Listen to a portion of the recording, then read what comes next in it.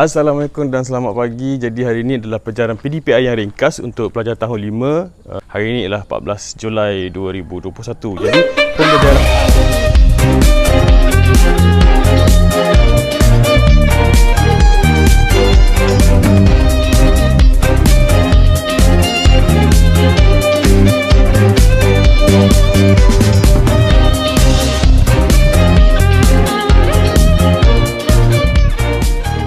Pembelajaran ringkas hari ini adalah mengenai conjunction ataupun dalam bahasa mudah, dalam bahasa Melayu adalah kata hubung.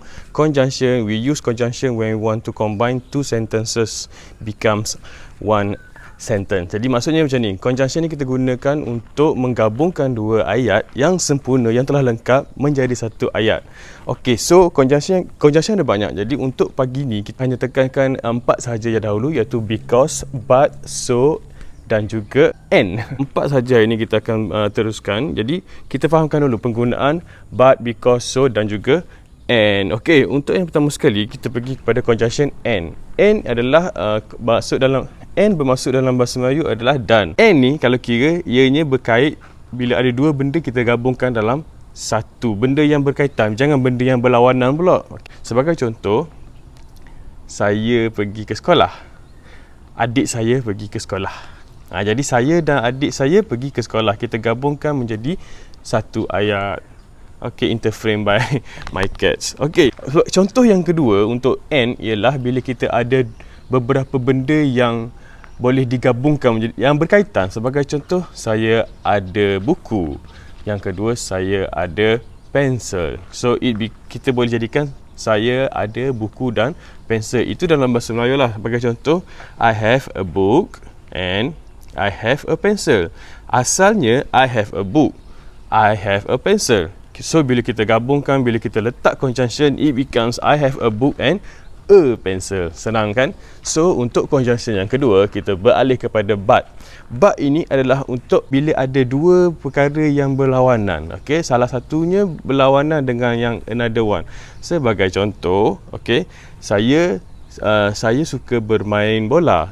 Adik saya tidak suka bermain bola. Jadi ianya berlawanan. So I like to play football, my brother doesn't like to play football. So it becomes I like play football, but my brother doesn't like to play football.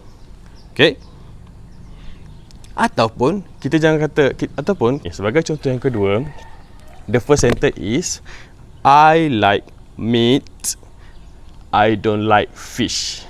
Dua ayat ini menunjukkan satu perkara positif, satu perkara negatif. Positif negatif means satu perkara yang kita suka, satu perkara yang kita tidak suka. So, kita boleh satukan ayat ini menjadi I like meat but I don't like fish. Itu maksudnya and. Itu penggunaan but. Dalam bahasa Melayunya tetapi. Okey, kita pergi kepada conjunction yang ketiga. Conjunction yang ketiga ialah so. Okey, so ni senang. Kalau nak ingat so, kita kata kesan. Okey, daripada so ni kesan. Kesan. Apakah kesan daripada first sentence? Daripada kejadian yang pertama, dia membawa kesan kepada kejadian yang kedua. Dalam bahasa Melayu, so ialah jadi. Sebagai contoh, it is raining. Hari ini hujan. It is raining. So, I stay at home. Hari hujan, jadi saya duduk di rumah. Sebab hujan kan, kita tak keluar lah. Itu maksudnya hari hujan, kesannya saya tidak keluar rumah. Dalam penggunaan ayat yang sama, kita boleh terbalikkan dan ianya menjadi sebab. Tadi kesan ni sebab. Sebab kita guna bila sebab pula kita akan guna because. Tadi so kesan, because sebab. Okey, sebagai contoh ayat yang sama, hari hujan saya tinggal dalam rumah. Okey, so kita tukar. Saya tinggal di dalam rumah ataupun I stay at home because it is raining.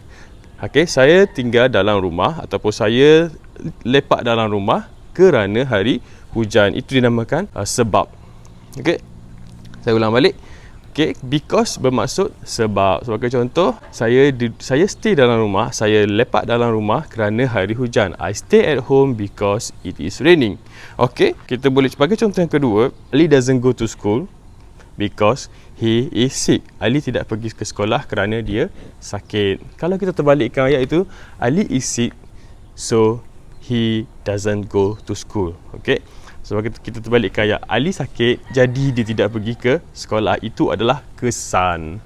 Daripada penerangan saya ini harap dapat memahamkan. Sebagai contoh tadi kita tengok kepada yang pertama, and ialah untuk menerangkan ataupun untuk menghubungkan beberapa perkara yang sama di dalam satu ayat. Okay, yang kedua ialah but ini untuk menghubungkan dua perkara yang berlawanan dalam satu ayat. Okay, yang ketiga ialah so ialah kesan. Ya, kesan daripada sesuatu kejadian menghasilkan kejadian yang lain, dan because sebab daripada satu sebab dia menghasilkan sesuatu kejadian yang lain. Okey, itu maksudnya sebab. Okey, so jadi kesan daripada pembelajaran hari ini. Okey, kalau kita tengok exercise seterusnya, sila buat latihan ni dalam buku tulis, salin semula dan isi jawapan dengan menggunakan apa yang telah kita belajar pada hari ini. Okey, saya setakat itu saja yang dapat saya sampaikan untuk pembelajaran ringkas hari ini. Ada apa-apa soalan, silalah kemukakan, just shout out dan mesej saja. Jadi itu sahaja yang dapat kita saksikan. Okey, minggu depan kita akan bercuti. Jadi selamat bercuti dan selamat Hari Raya Haji. Okey, Assalamualaikum dan jumpa lagi. Bye bye.